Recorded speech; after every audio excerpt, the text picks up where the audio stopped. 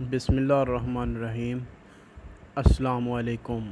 اقوال زرعی اور اردو سچی کہانیوں کے لیے چینل سبسکرائب کریں اور بیل آئیکن کو پریس کریں۔ ایک کتا ایک عورت کا اتنا وفادار تھا کہ بچے کو اس کے پاس چھوڑ کر بھاگنے نکل گئی۔ وہ ہمیشہ بچے کو کتے کے ساتھ سوتے ہوئے تلاش کرنے کے لیے واپس آتی تھی۔ ایک دن کچھ المناک واقعہ ہوا۔ حسب معمول خاتون بچے کو اس وفادار کتے کی باہوں میں چھوڑ کر خریداری کرنے کے لیے چلی گئی۔ جب وہ واپس آئی تو اس نے ایک ہولناک منظر دیکھا اور ایک بہت بڑا گڑبڑ کر دی۔ بچہ اپنے پلانے میں نہیں تھا۔ اس کے لنگوٹ اور کپڑے پھٹے ہوئے تھے اور پورے کمرے میں خون بکھرا ہوا تھا۔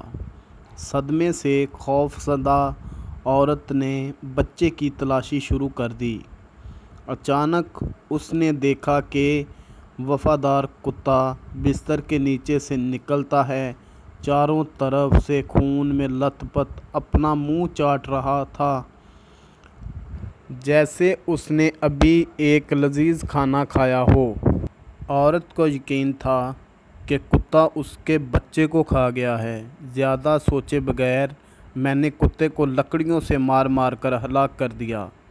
اس لیے وہ اپنے بیٹے کا جسم کم از کم حصہ تلاش کر رہی تھی۔ جلد ہی آپ کسی اور منظر سے باہر آ جائیں گے۔ بیڈ کے پیچھے ایک خوبصورت بچہ تھا جو ننگا اور قالین پر جھوم رہا تھا۔ بیڈ کے نیچے خاتون کو سانپ کی چمڑی ہوئی لاش ملی۔ یہ سانپ اور کتے کے درمیان زبردست جنگ تھی۔ بچے کو بھاپڑے ہوئے سانپ سے بچانے کے لیے کتا لڑ پڑا۔ اب اس کے لیے اس بات کو ماننے میں بہت دیر ہو چکی تھی، کیونکہ اس نے اپنی بے صبری اور غصے میں اس وفادار کتے کو مار ڈالا تھا۔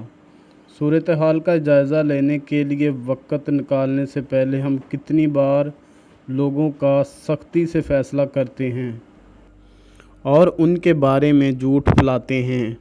حالات سے لڑنے کے لیے ہمیشہ صبر سے کام لیں اور نااہل غلطیوں سے گریز کریں جو ہمیں نیچے لا سکتی ہیں۔ ایک بہت دکھی کہانی۔ اللہ تعالیٰ آپ کو جزائے خیر عطا فرمائے۔ آمین۔